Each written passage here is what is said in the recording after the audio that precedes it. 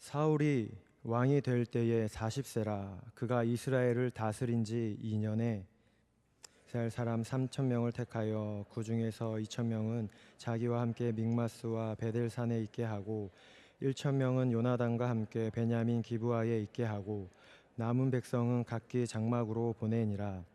요나단이 게바에 있는 블레셋 사람의 수비대를 치매 블레셋 사람이 이를 들은지라. 사울이 온 땅에 나팔을 불어 이르되 히브리 사람들은 들으라 하니 온 이스라엘이 사무엘이 블레셋 사람들의 수비대를 친 것과 이스라엘이 블레셋 사람들의 미움을 받게 되었다 함을 듣고 그 백성이 길갈로 모여 사울을 따르니라. 블레셋 사람들이 이스라엘과 싸우려고 모였는데 병거가 3만이요 마병이 6천 명이요 백성은 해변에 모래같이 많더라. 그들이 올라와 베다웬 동쪽 믹마스에 진침해 이스라엘 사람들이 위급함을 보고 절박하여 굴과 수풀과 바위 틈과 은밀한 곳과 웅덩이에 숨으며 어떤 히브리 사람들은 요단을 건너 갓과 길앗 땅으로 가되 사울은 아직 길갈에 있고 그를 따른 모든 백성은 떨더라. 사울은 사무엘이 정한 기한대로 이레 동안을 기다렸으나 사무엘이 길갈로 오지 아니하매 백성이 사울에게서 흩어지는지라. 사울이 이르되 번제와 화목 제물을 이리로 가져오라 하여 번제를 드렸더니 번제 드리기를 마치자 사무엘이 온지라. 사울이 나가 맞으며 문안하매 사무엘이 이르되 왕이 행하신 것이 무엇이냐 하니 사울이 이르되 백성은 내게서 흩어지고 당신은 정한 날 안에 오지 아니하고 블레셋 사람은 믹마스에 모였음을 내가 보았으므로 이에 내가 이르기를 블레셋 사람들이 나를 치러 길갈로 내려오겠거늘 내가 여호와께 은혜를 간구하지 못하였다 하고 부득이하여 번제를 드렸나이다 하니라. 사무엘이 사울에게 이르되 왕이 망령되이 행하였도다. 왕의 하나님 여호와께서 왕에게 내리신 명령을 지키지 아니하였도다. 그리하였더라면 여호와께서 이스라엘 위에 왕의 나라를 영원히 세우셨을 것이거늘 지금은 왕의 나라가 길지 못할 것이라. 여호와께서 왕에게 명령하신 바를 왕이 지키지 아니하였으므로 여호와께서 그의 마음에 맞는 사람을 구하여 여호와께서 그를 그의 백성의 지도자로 삼으셨느니라 하고. 상반절까지만 다 같이 읽겠습니다. 사무엘이 일어나 길갈에서 떠나 베냐민 기브아로 올라가니라. 아멘. 우리가 사무엘상 본문으로 하나님 말씀을 함께 생각해 가고 있습니다. 1장부터 한 장 한 장 그냥 쉽게 지나칠 수 없고 각 장마다 가지고 있는 주제와 사무엘상 내에서 그리고 성경 전체적으로 중요한 메시지가 각 장마다 담겨져 있습니다. 잠시 8장부터 나오는 내용을 함께 생각해 보면 8장에서는 이스라엘이 사무엘에게 우리에게 왕을 달라고 이렇게 요구하는 장면이 나오게 되고 이어서 9장부터 12장까지는 그들의 요청대로 사람들이 구하여 얻은 왕 사울이 나오게 됩니다. 9장부터 12장까지 사울이 나오게 되는데 그가 이스라엘 나라의 왕으로서 합당하다라는 그런 의미로 나오는 것이 아니라 그는 하나님이 원하시는 왕이 아니다. 하나님 마음에 자격을 갖춘 그런 왕이 아니다라는 것이 여러 사건을 통해서 증명이 됩니다. 오늘 13장 우리가 읽은 본문 또한 사울이 이스라엘의 40세에 왕이 되었고 왕이 된 지 2년째 어떤 사건이 있었는지를 오늘 본문은 소개합니다. 13장 또한 중요한 의미가 있는데 바로 8장부터 12장까지 사울이 하나님 나라에 합당하지 않다 그런 왕이다라는 것이 소개가 되고 증명되었다면 13장에서는 그가 왕이 되자마자 그의 인생이 추락하는 그런 시작점이 오늘 말씀에는 소개되고 있습니다.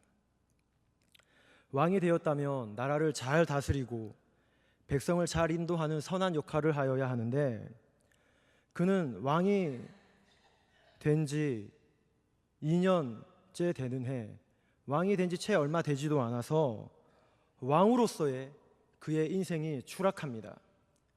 15장에 가면 하나님께서는 너를 버렸다라는 그런 완전한 버려짐이 15장에 나오게 되는데, 그 버려짐의 시작점이 오늘 13장에서부터 시작되고 있기에 이 장은 중요한 의미를 가지고 있습니다.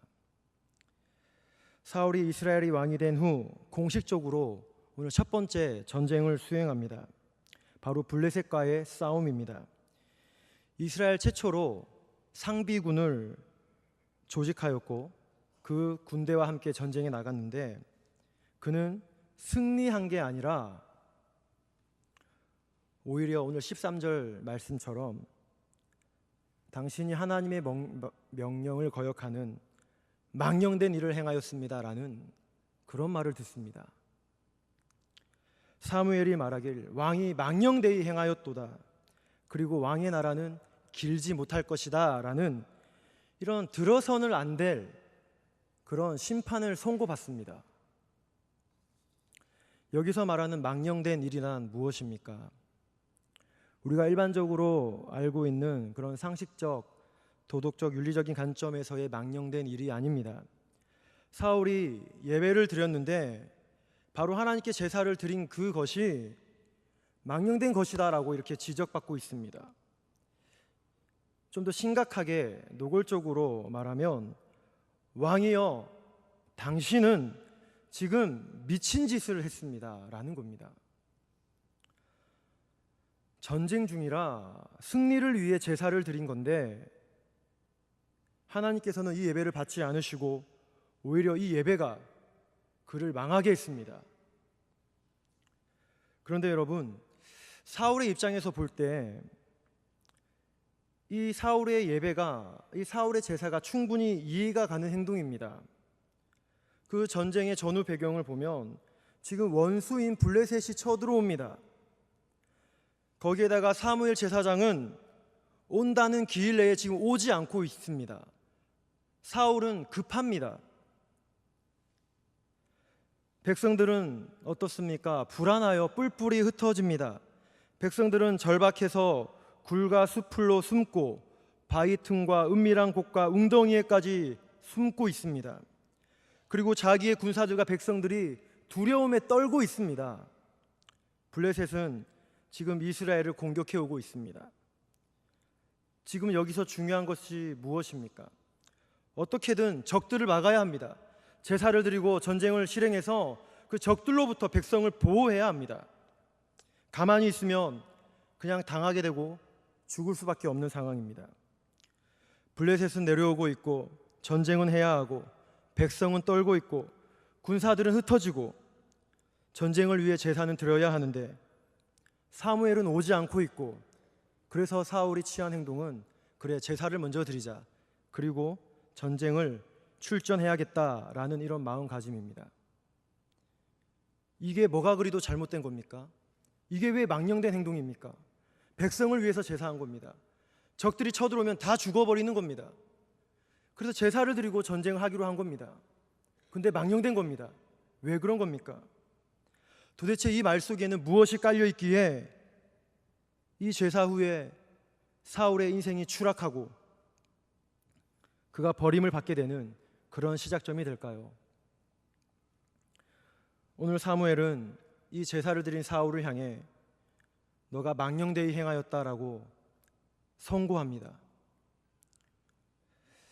망령된 행동에 대해서 우리가 언급되는 곳을 먼저 찾아보면 십계명 가운데 제3계명 기억하십니까? 3계명은 너는 너의 하나님 여호와의 이름을 망령되이 일컫지 말라. 나 여호와의 이름을 망령되이 일컫는 자를 죄 없다 하지 아니하리라고 이렇게 십계명은 기록하고 있습니다. 여기서 여호와의 이름을 망령되이 부른다는 것은 어떤 의미입니까? 여호와 하나님이 어떤 분이신지도 모르고 하나님이 무엇을 원하시는지, 하나님께서 지금 어떤 계획을 가지고 어떤 방향으로 일하시는지도 모르면서 자기 생각에 좋은 대로 그렇게 생각하고 그렇게 일하고 이기적인 응답을 위해 그분을 찾고 부르짖는 그런 뜻을 말합니다. 즉 자기 자신을 위해서 하나님을 찾는 겁니다. 자기 편한 대로 하나님을 섬기는 겁니다. 자신의 명예와 자신의 권력을 위해 하나님을 이용하는 겁니다. 이렇게 미신적이고 또한 주술적인 방법으로도 주의 이름을 부르는 것을 망령되이 부르는 것입니다. 이와 같이 오늘 사울의 제사도 그 후에 사무엘이 당신이 망령되었다라고 말하는 것은 오늘 사울의 제사에는 이런 의미가, 이런 부정적인 의미가 10계명 상계명에서 말하는 이런 의미가 포함되어 있습니다. 사울은 변명하기를 여호와께 은혜를 간구하지 못하였다 하고 부득이하여 내가 번제를 드렸다라고 이렇게 변명을 하는데, 사무엘이 볼 때는 망령된 행동, 망령된 제사였습니다. 전쟁 승리를 위해 예배를 드린 것이었지만 이것은 하나님의 뜻과 맞지 않았습니다. 도대체 그렇다면 어떤 심각한 문제가 있었을까요? 그래서 저는 오늘 여러분과 함께 이 사울의 태도, 이 사울의 제사, 오늘날로 말하면 예배입니다. 이 사울의 태도와 사울의 예배를 보면서 우리가 예수님을 믿고 예배하고 있는데 우리가 반드시 알아야 할 두 가지의 주제를 가지고 말씀을 전하고자 합니다. 오늘 말씀을 통해서 하나님의 뜻과 일치하는 말씀이다라는 생각이 든다면 내 생각과 나의 가치관이 하나님 중심으로 바뀌는 은혜가, 내 믿음이 더 견고해지는 그런 은혜가 있기를 바랍니다. 첫 번째로 우리가 살펴볼 수 있는 것은 누가 주인인지 분명히 기억하라는 겁니다. 이스라엘이라는 나라는 하나님께서 선택한 특별한 나라로서 그 특이성은 제사장 나라입니다. 신약 시대와 지금 이 시대를 살며 예수 그리스도를 나의 구주로 고백하는 우리 또한 그리스도를 통해 영적 이스라엘입니다. 우리 또한 그러니 제사장 나라입니다. 제사장 나라란 제사로 유지되는 나라, 예배로 살아가고 예배로 그 믿음과 신앙과 정체성이 유지되는 나라를 가리킵니다. 오늘 사울은 이런 제사장 나라의 초대왕이 되었습니다. 그런데 이런 제사장 나라에서 이런 전시 상황에 드린 예배가 잘못되었다라고 이렇게 사무엘은 말하였습니다.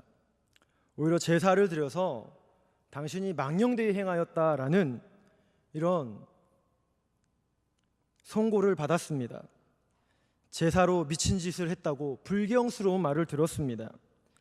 그리고 이것이 치명적인 실수가 되어서 당신의 시대는 끝났고 하나님께서는 하나님의 마음에 맞는 다른 사람을 구하였다라는 이런 비극적인 말을 사울은 들었습니다. 즉 사울을 버렸다는 겁니다. 아까 말씀드린 것처럼 15장에 가면 확실하게 버림받는데 오늘 그 버림받음의 시작점이 이 본문입니다. 왕이 되자마자 추락하고 있습니다. 여러분, 성경에 보면 수많은 사람들이 제사를 드립니다. 그런데 하나님께서 모든 제사를 다 받으십니까? 아닙니다. 누구의 제사는 받으시는데 누구의 제사는 경멸하십니다. 여러분, 가인의 제사를 보십시오. 오늘 또 사울의 제사를 보십시오. 또 이사야서에 나오는 백성들이 드리는 수많은 제사를 보십시오. 하나님께서 기쁘게 받으시는 게 아니라 내가 역겹다라고 말씀합니다. 왜 그렇습니까? 오늘 사울이 제사의 진정한 의미도 모르고 전쟁에서 패하지 않도록 액땜하듯이 제사를 드리듯 이런 미신적인 방편으로 제사를 생각하고 있기 때문입니다. 우리 또한 성령님 없이 드리는 예배, 말씀 없이 드리는 예배, 자기가 주인이 되어 드리는 예배라면 다 망령되이 행하는 겁니다. 제사의 진정한 의미도 모르면서 시간이 되었다고 무의식적으로 기계적으로 제사만 드린다고 하나님께 영광이 될 것이다 라고 생각하는 것은 잘못된 겁니다. 오히려 그런 제사가 나쁜 의미로 익숙해지고 하나님의 들려지는 음성 없이 들려지는 예배라면 죄 가운데 살아가는 겁니다. 예배는 내 마음과 내 인격과 내 삶이 들어가는 겁니다. 그러나 기계적이고 형식만 있는 예배는 그 자리에 하나님이 들어갈 자리가 없습니다. 그저 종교일 뿐입니다. 하나님이 예배 가운데 들어오셔야 하는데, 그 가운데 하나님의 은혜가 충만하셔야 하는데, 그런 기계와 형식적인 예배라면, 마음이 없는 예배라면, 중심이 없는 예배라면 하나님의 거룩한 뜻이 들어올 그런 자리가 없습니다. 신대원 2학년 때 체육대회가 있었습니다. 그 체육대회 때 용인 시민체육공원을 빌려서 체육대회가 진행되었는데, 다 신대원 학생들이 함께 모여서 예배를 드렸습니다. 예배로 체육대회를 시작했습니다. 마이크 소리도 잘 안 들리고 사람들이 많이 있었기 때문에 웅성웅성하고 예배가 집중이 잘 되지 않았습니다. 많은 전도사님들도 그 체육대회 시작 전에 드리는 그 예배 가운데 마음을 들이지 못하고 있었습니다. 저 또한 물론 장난치면서 떠들진 않았지만 도통 마음이 들여지질 않았습니다. 체육대회 시작을 알리기 위해 설교하시는 교수님께서는 짧은 시간이었지만 정성으로 진심으로 주의 말씀을 가지고 전하고 있었습니다. 그리고 나서 말씀 선포가 끝났고 최용석 교수님께서, 인간론을 가르치는 최용석 교수님이라는 분이 계십니다. 그분께서 이제 축도를 맡으셔서 축도를 하시기 위해 나오셨습니다. 교수님께서 축도를 하시는데 축도 내용 가운데 마무리하면서 오늘도 이 공간 가운데 중심으로 예배에 집중한 하나님의 그 자녀들의 머리 위에 은혜가 있을지어다 라고 이렇게 축도를 마쳤습니다. 제가 그 축도의 내용을 듣고 지금 내가 드린 예배는 망령된 것이었구나. 이 짧은 시간에 드린 예배였는데 나는 예배를 드린 게 아니었구나 라는 그런 죄책감을 받았습니다. 그래서 그 이후에 어디에 가든지 또 누가 앞에 와서 하나님 말씀을 전하든지 이상한 말하는 사람이 아니라면 예배에 집중하고 그 순간 가운데 하나님의 뜻이 무엇인지 하나님의 말씀을 받는 사람으로서 내가 그렇게 예배를 드려야겠다라고 다짐을 했습니다. 여러분, 이스라엘의 진정한 제사의 의미는 여호와 하나님의 이름을 기념하는 데 있습니다. 즉, 누가 우리의 주인인지 그 예배 가운데 확인하는 겁니다. 그 예배 가운데 평소에 살아왔던 나의 삶과 나의 습관들과 지금 예배 가운데 선포되는 들려지는 말씀이 나에게 부딪히게 됩니다. 나에게 익숙한 것은 늘 나를 통제하려고 하고, 예배 가운데 들려지는 말씀은 나를 장악하려고 하고, 내 뜻과 하나님의 뜻이 서로 부딪혀서 내 마음을 지배하려고 합니다. 하나님과의 관계 속에서 나의 악한 본성과 죄들 사이에 치열한 씨름이 깨어있는 정신으로 예배를 드리는 사람들 가운데는 그 싸움이 느껴집니다. 주님의 거룩하심과 나의 더러움이 갈등을 일으키고 있습니다. 내 안의 주인이 누구냐에 대한 한바탕 영적 전쟁이 일어나는 겁니다. 그래서 예배는 결코 쉽지 않고, 예배는 잠자기 좋은 시간이 아니며, 예배는 편안한 시간이 될 수 없습니다. 여러분, 이런 예배를 통해 주인이 바뀌지 않으면 삶이 바뀌지 않습니다. 수많은 예배를 드려도 나만을 위한 예배를 드린다면 무의미합니다. 수많은 말씀을 들어도 내가 변하지 않고 내가 주님을 닮아가지 않는다면 망령되이 행하는 겁니다. 그러나 예배 가운데 말씀을 통해 주인이 바뀌면 삶이 변합니다. 오늘 사울을 보십시오. 예배를 드리는데도 주인이 여전히 내가 주인입니다. 종교인입니다. 하나님을 이용하는 겁니다. 거룩함이 없습니다. 이런 자세가 사울에게는 변하지 않고 꾸준히 지속되니 그의 모습이 어떻게 됩니까? 계속 광신자의 모습으로 나오고 악한 영의 지배를 받는 그런 삶을 사는 왕으로 나타납니다. 성도 여러분, 그리스도인이 되었다는 것은 나의 주인이 바뀌었다는 겁니다. 이기적으로 나를 위하는 예배를 드리는 게 아닙니다. 성도 여러분, 이 예배의 현장, 이 제사의 현장은 구약에서 어떻게 나타납니까? 제사를 드리는 구약의 현장을 보게 되면 피가 넘칩니다. 말 그대로 피바다를 이룹니다. 동물의 각을 두고 태우고 그 피가 낭자히 흐르고 죽음의 비명소리가 여기저기서 들려옵니다. 한쪽에서는 그 동물의 죽음을 보며 자신의 죄를 아파하는 사람들의 기도 소리와 눈물 소리가 들립니다. 내가 저렇게 죽었어야 하는데 하나님께서 베풀어 주신 제사 제도로 인해 동물이 대신 죽고 나는 용서함을 받고 나는 은혜를 받는구나 라는 것을 보게 되고 깨닫게 되는 겁니다. 그러나 그리스도께서는 단번의 제사로 모든 반복적인 제사를 폐하시고 우리에게 영원한 제물이 되어 주셨습니다. 여러분, 이런 피 흘림의 현장은 오늘 이 순간에도 마찬가지입니다. 죄가 사해지고 또 사해지고 국률을 입고 또 국률을 입는 이런 현장은 오늘 우리의 가시적인 눈으로는 보이지 않지만 그 어떤 구약시대의 제사보다 오늘 신약시대의 이 제사는 더 진하게 그 피가 이 현장 가운데 영적인 눈으로 보면 나타나고 있습니다. 그런데 어떻게 그 피 흘림이 없는 예배를 드리고 헌신이 없는 예배를 드리고 거짓된 예배를 드릴 수 있겠습니까? 성도 여러분, 오늘 이 사울의 제사를 교훈 삼아 하나님 앞에 망령된 제사가 아니라 늘 중심이 드려지는 거룩한 예배를 드리기 원합니다. 그리고 그 예배 속에서 복음을 경험하며 오늘도 내 주인이 누구인지, 정말 내 주인이 누구인지를 확인하고 경험하시기를 바랍니다. 오늘도 내가 사는 것은 내가 아니라 하나님이 주인 되신 삶을 내가 오늘도 살고 있는 것이구나 하는 그런 고백이, 그런 은혜가 있기를 바랍니다. 우리가 두 번째로 볼 수 있는 것은 기독교는 종교가 아니다라는 것을 본문을 통해 볼 수 있습니다.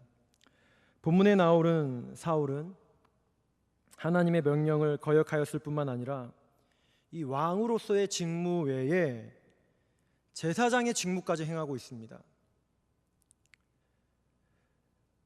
여호와의 신앙을 종교로 전락시킨 이 사울의 치명적인 실수입니다. 여러분, 세상의 왕은 어떻습니까? 이방의 왕, 세상의 왕은 명령하고 취하는 왕입니다. 그런데 하나님의 왕은 명령하고 취하는 왕이 아니라 하나님께서 원하시는 왕은 듣는 왕이고 순종하는 왕입니다. 하나님의 진리를 듣고 그 진리에 감동 감화되어 성숙과 성화되어져 가는 신앙입니다. 하나님의 왕은 명령하는 왕이 아니라, 내가 하나님의 말을 하는 왕이 아니라 하나님의 말씀을 듣고 그 진리로 깨닫고 그 진리로 살아가는 왕이 하나님의 왕입니다. 그런데 사울의 제사 행위는 하나님을 이방인들이 섬기는 또 하나의 신과 동등하게 여긴 그런 불경한 겁니다. 여러분, 지금 사울은 어떻습니까? 지금 하나님의 말씀을 들어야 될 때입니다. 물론 위급한 상황입니다. 백성이 두려워 떨고 있습니다. 적은 쳐들어오고 있습니다. 백성들은 굴에 숨고 은밀한 곳에 숨고 바위 틈에 숨고 있습니다. 이런 상황에서 지금 그럼에도 불구하고 하나님의 말씀을 들어야 될 때입니다. 지금 스스로 결단할 때가 아니라 하나님께 묻고 말씀하실 때까지 기다려야 하는 상황입니다. 이 상황 가운데 내가 말하는 게 법이다 라는 것을 보여주는 것이 아니라 이 상황에도 백성들에게 나는 하나님께 묻는 사람이고 하나님께 순종하는 사람이다 라는 것을, 내가 그런 왕이다 하는 것을 보여줘야 될 그런 상황입니다.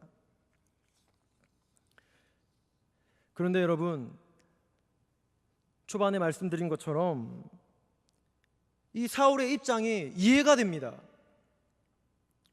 지금 나라가 무너질 수도 있고 백성이 다 죽을 수도 있는 상황입니다. 아마도 이런 급박하고 절박한 상황에 사울은 하나님을 향해, 하나님 지금 뭐 하십니까? 상황이 긴급합니다. 더 이상 기다리면 큰일 날 것 같습니다. 왕인 저는 지금 너무 답답합니다. 저는 왕입니다. 제사장 나라의 왕으로서 백성을 지키고 보호해야 될 필요가, 책임이 있습니다. 나는 내 백성을 이렇게 사랑하는데 하나님 지금 뭐 하십니까? 선지자는 지금 뭐 하고 있는 겁니까? 이런 갈등, 이런 질문들, 이런 말들이 하나님을 향해 사울이 막 터져 나왔을 겁니다. 여러분, 이런 사울의 마음이 100번 이해가 되지 않습니까? 그래서 크게 잘못한 것처럼 보이지 않습니다. 그러나 여러분, 오늘 사울의 제사는 이런 절박한, 이런 위급한 상황 속에서도 이스라엘을 지키고 그의 백성을 돌보시는 분이 왕이 아니라 하나님이라는 것을 보여주어야 하는데, 사울은 그것을 믿지 못하고 자기가 법이다라는 것을 드러내게 되었습니다. 근본적인 믿음의 문제입니다. 방법과 행위가 아니라 그의 믿음의 문제입니다. 사울은 지금 나는 내 백성을 사랑하는데 하나님과 선지자는 아닌 것 같습니다라는 그런 교만한 마음입니다. 결국 사울은 지금 이 순간에, 좋습니다, 내 백성은 내가 책임지겠습니다. 사무엘이 오지 않는다면, 하나님이 무슨 말씀하지 않는다면 내가 내 백성 책임지겠다라는 그런 독립선언을 하고 있는 겁니다. 자기가 왕이라고 주인이 되겠다는 겁니다. 왕은 묻고 듣고 순종하는 사람인데 내가 결정하겠다는 겁니다.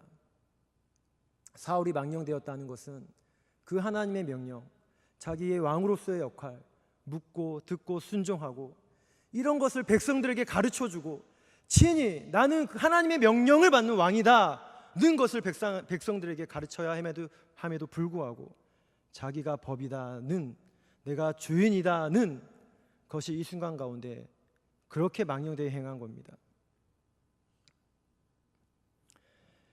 예배는 순종하고 믿음을 고백하고 그 하나님 앞에 결단하는 시간인데, 이런 사울에게는 승리하는 도구에 불과했습니다. 내가 독립하겠다는 겁니다. 이것은 이제 내일입니다. 그러니 하나님, 내가 결단하고 내가 이제 내일 할 테니 하나님은 도와만 주십시오. 나는 내 계획대로 진행해 나갈 테니 하나님은 지켜만 주십시오. 하나님께서는 내 일이 잘 되게만 해 주십시오. 이런 마음으로 행한 겁니다. 결국 하나님은 사울에게 주인이 아니라 사울의 계획을 따라 주어야만 하는 그런 상황이 되었습니다. 주인과 종의 모습이 바뀌었습니다. 우리는 하나님의 계획을 알고 그 계획을 따라가야 되는 사람들인데, 오늘 이 사울의 모습은 내 계획이 이러하니, 내 결단이 이러했으니 하나님이 내 계획을 따라주시고 도와만 주시면 됩니다 라는, 이렇게 독립선언이 이루어진 겁니다.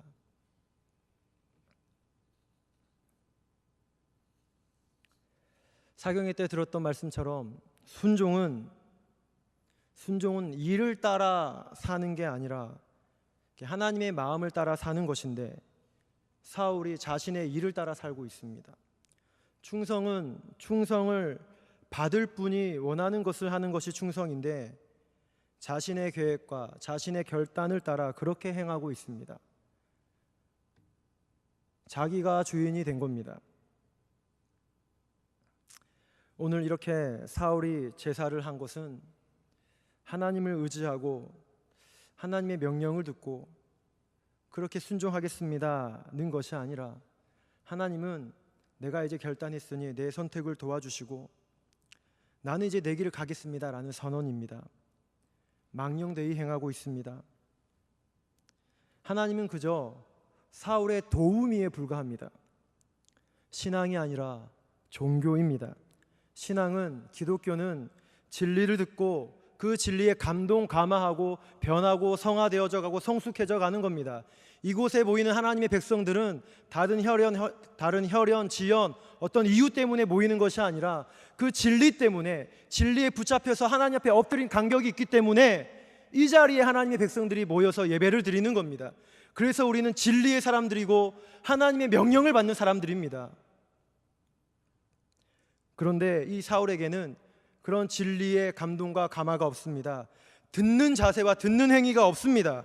어려우면 어려울수록, 위급하면 위급할수록 초창기의 솔로몬 왕처럼 하나님의 백성을 다스릴 지혜를 주십시오, 하나님 듣는 마음을 주십시오 라고 이렇게 그 마음을 달라고 간구해야 되는데, 급하다고, 위급하다고, 내가 결정했으니 하나님은 도와만 주십시오 라고 이렇게 그는 선택했습니다. 신앙이 아닙니다. 여러분, 제사는 그리스도와의 연합이 이루어지는 겁니다. 주와 함께 죽고 주와 함께 사는 시간입니다. 내 자아가 따로 독립이 되어서 내가 더 크고 더 강한 사람이 되는 게 제사가 아닙니다. 나는 더 출세하기 원하고 나는 더 높은 자리에 가기 원하니 하나님 나를 후원해 주시고 나를 지원해 주십시오, 나를 밀어 주십시오 라는 게 제사가 아닙니다. 그것은 굿이요 무당입니다. 사경의 가운데 말씀을 들었던 것처럼 인간 중심으로 예배가 변하면 안 됩니다. 목사님께서 자주 말씀하시는 것처럼 예배 가운데 메시지가 자아의 성취, 번영, 인간 성공을 밀어주는 것이 되어서는 안 됩니다. 예배는 내가 죽는 시간입니다. 내가 깨어지는 시간입니다. 내가 독립하는 시간이 아니라 내가 무너지고 독립하려는 악한 본성이 깨어지는 시간입니다. 여러분, 독립되는 예배를 드리고 있습니까? 주와 연합되는 예배를 드리고 있습니까?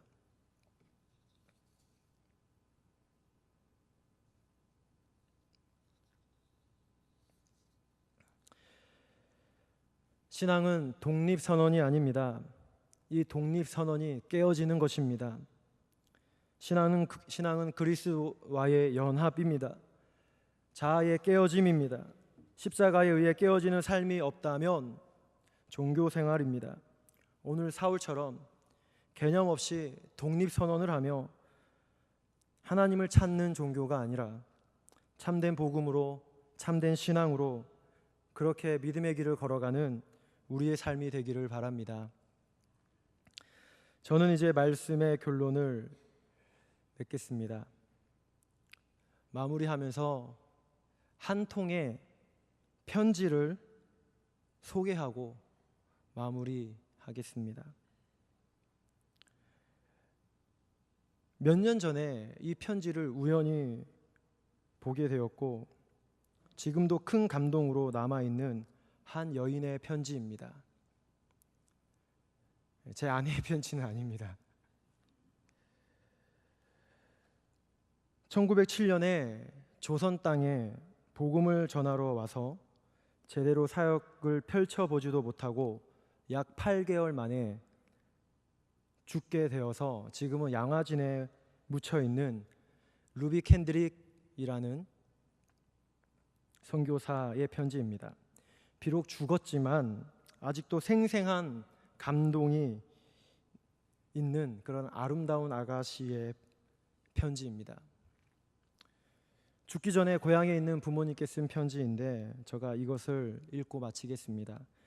왜냐하면 이 편지 내용이 자기의 삶은 내가 아니라 하나님이시며 절박하고 위급한 순간에서도 내가 내 길을 선택하고 독립하겠다는 그런 의지와 선언이 아니라 하나님께서 여전히 나의 길을 인도하고 계시고 하나님이 여전히 나를 책임지시고 구원하실 것이라는 그런 귀한 믿음이 녹아져 있기 때문입니다. 비록 목소리가 좋지는 못하지만 읽도록 하겠습니다. 사랑하는 아버지 어머니, 이곳 조선 땅에 오기 전 집들에 심었던 꽃들이 활짝 피어났다는 소식을 들었을 때 하루 종일 집 생각만 했습니다. 아마 내년 봄이 되면 온통 우리 동네는 내가 심은 노란 꽃으로 덮여 있겠군요. 아버지 어머니, 이곳 조선 땅은 참으로 아름다운 곳입니다. 모두들 하나님을 닮은 사람들 같습니다. 선한 마음과 복음에 대한 열정으로 보아 아마 몇십 년이 지나면 이곳은 예수님의 사랑이 넘치는 곳이 될 것 같습니다. 저는 복음을 듣기 위해 20km를 맨발로 걸어오는 어린 아이들을 보았을 때 그들 안에 있는 하나님의 사랑 때문에 오히려 위로를 받습니다. 그러나 한편에서는 탄압이 점점 심해지고 있습니다. 그저께는 예수님을 영접한 지 일주일도 안 되는 서너 명이 끌려가 순교했고 토마스 선교사와 제임스 선교사도 순교했습니다. 선교 본부에서도 철수하라는 지시가 있었지만 대부분의 선교사들은 그들이 전도한 조선인들과 아직도 숨어서 예배를 드리고 있습니다. 그들은 모두 순교를 할 작정인가 봅니다. 오늘 밤은 유난히도 고향으로 돌아가고 싶습니다. 외국인을 죽이고 기독교를 증오한다는 소문 때문에 부두에서 저를 끝까지 말리셨던 어머니의 얼굴이 자꾸 내 눈앞에 어립니다. 아버지 어머니, 어쩌면 이 편지가 마지막일 수도 있습니다. 제가 이곳에 오기 전 뒤뜰에 심었던 한 알의 씨앗으로 이제 내년이면 온 동네가 꽃으로 가득하겠지요. 그리고 또 다른 씨앗을 만들어 내겠지요. 저는 이곳에서 작은 씨앗이 되기로 결심했습니다. 제가 씨앗이 되어 이 땅에 묻히게 되었을 때 아마 하나님의 시간이 되면 조선 땅에는 많은 꽃들이 피고 그들도 여러 나라에서 씨앗이 될 것입니다. 저는 이 땅에 저의 심장을 묻겠습니다. 바로 이것은 조선을 향하는 저의 열정이 아니라 조선을 향한 하나님의 사랑이란 것을 알게 되었습니다. 어머니, 아버지 사랑합니다. 주 안에 사랑하는 성도 여러분, 하나님께서 나의 주인이라는 것을 잊지 마시기 바랍니다. 예배 속에서 그것을 경험하시고 그것을 인정하시기 바랍니다. 이 교회의 주인 또한 내가 아니라 하나님이 주인이심을 명심하기 바랍니다. 절박하고 어려운 문제가 있다 하더라도 내가 해결하겠다, 내가 결단하겠다는 그런 독립선언이 아니라 그런 망령된 행동을 버리고 하나님께서 여전히 우리를 사랑하시며 우리를 돌보신다는 그런 믿음을 가지시기를 바랍니다. 그렇게 하나님께 묻고 하나님의 방법을 신뢰하고 하나님의 길을 걸어가는 게 복음의 정신이요 복음의 사람입니다. 그런 사람에게는 하나님의 영광을 보여주십니다. 늘 우리의 예배 가운데, 우리의 삶 가운데 그런 하나님을 신뢰하며 매 순간 주님의 영광을 보는 그런 은혜가 있기를 주님의 이름으로 축복합니다.